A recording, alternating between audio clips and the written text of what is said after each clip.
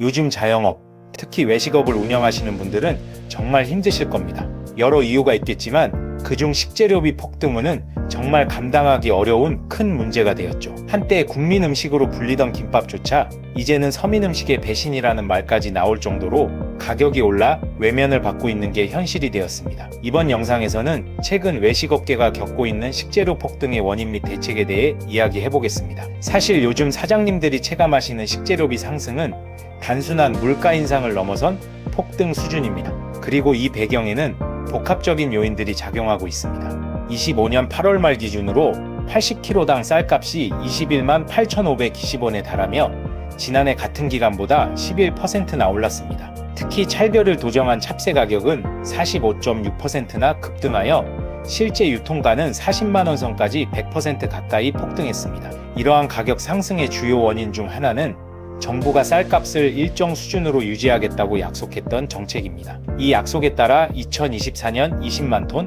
2025년 21만 톤의 쌀이 시장에서 격리되어 정부 창고에 쌓였습니다. 그리고 창고에 쌀이 쌓여 있음에도 불구하고 시중에 풀리는 물량이 부족해지자 흔히 RPC라고 하는 미국 처리장이나 방앗간에서는 원료곡인 벼가 없어 가동을 멈추는 상황까지 벌어지게 된 것이죠. 쌀 유통회사들은 키로당 3,150원에 쌀을 공급받아 3,600원 수준의 마트에 납품하지만 물류비, 포장비, 직원급여, 대출이자, 전기요금 등 유통과정의 소요비용에도 미치지 못해 사실상 손해를 감수하고 있습니다. 결국 추가 인상은 시간 문제일 뿐 시장 가격에 반영될 수밖에 없습니다.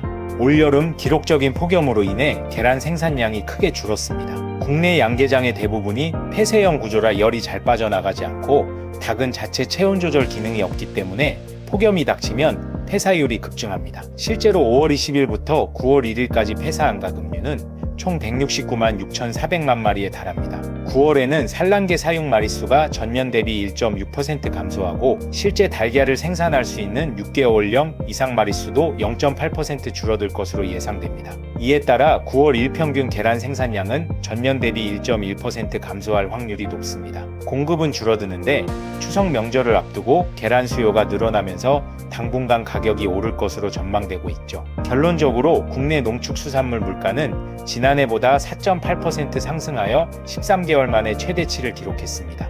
참으로 어려운 시기인 것이죠. 그리고 이런 이유로 요즘 가장 폐업이 많은 메뉴가 있습니다. 서민 음식 김밥인데요.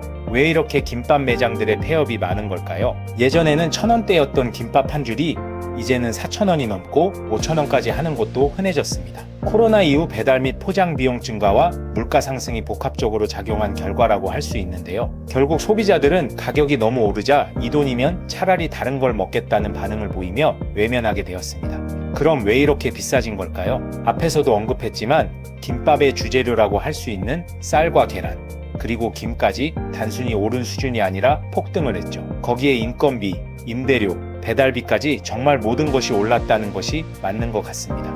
그러면 사용자 입장에서 식자재를 어떻게 구매를 해야 할까요? 다른 전문가분들 이야기를 들어보니 다양한 공급처를 확보해야 한다고 이야기를 하더군요. 항상 시세를 확인하고 다양한 공급처를 비교해서 구매를 하라고 합니다. 물론 틀린 말은 아닙니다. 하지만 요즘 같은 시기에서는 이 방법이 무조건 맞는지는 생각해 보셔야 합니다. 결론적으로 저는 계속 더 저렴한 곳을 찾는 것보다는 안정적인 공급처를 찾으시라고 제안드립니다. 내가 거래하고 있는 식자재 유통회사, 제조회사가 정말 나와 맞는 곳이라면 말이죠. 요즘 같은 시기는 저렴하게 단가를 받는 것도 중요하지만 안정적으로 공급받는 것이 더 중요합니다. 공급하는 입장에서 특정 거래처가 뜨문뜨문 발주를 한다? 이유를 알아보니 여러 군데 비교를 하면서 저렴한 데만 찾아서 발주를 한다? 공급자 입장에서 과연 그 고객사를 중요하게 생각할까요? 어차피 우량 고객이 아니니 싸게 줄 리도 없고 시장의 수급이 안 좋아지면 아마 제일 먼저 공급을 중단하겠죠. 정말 중단이 되었다면 이미 다른 곳도 물량이 없으니 쉽게 줄 리도 없고 사더라도 다른 곳보다 더 비싸게 구매하게 될 것입니다. 가끔 매장을 운영하시는 사장님들 중에 싼 제품을 찾아 여기저기 마트를 찾아다니시는 분들이 있더군요. 물론 당장 10원, 20원 저렴한 것도 중요합니다. 하지만 근본적인 생존 방법을 찾으셨으면 합니다. 시세를 알아보더라도 그보다 더 중요한 것은 안정적인 공급처를 찾는 것입니다. 공급하는 입장에서 내가 만약 우량 거래처라면 당장 손해를 보더라도 거래를 유지하려고 할 겁니다. 이제 싸고 저렴한 음식으로 승부하는 시대는 막을 내리고 있습니다. 하고 싶어도 할 수 없는 시대가 된 것이죠. 가치 있는 음식을 제공하여 매출을 높일 수 있는 방법을 찾으세요. 지금까지 내용이 도움이 되셨다면 좋아요, 구독, 알림 설정까지 부탁드립니다. 감사합니다.